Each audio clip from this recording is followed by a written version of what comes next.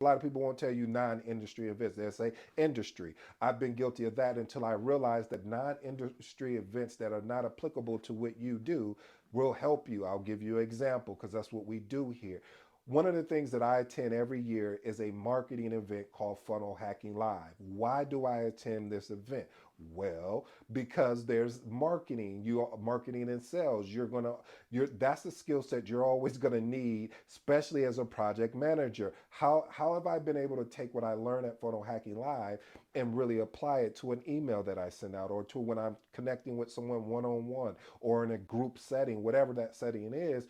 It's been valuable to me. It's been, I mean, it's something where again you get to watch people make live presentations, give you really good content, and you're like, okay, how can I incorporate that in my business? So that's why I say non-industry events, meaning industries that are not aligned with your industry, but you still can leverage. There's something there that you can leverage. Now, of course, the industry events, you want to attend those as well because that is going to keep you up to date of what's going on with the trends in project management or in personal development. All right, point number 6, mentorship.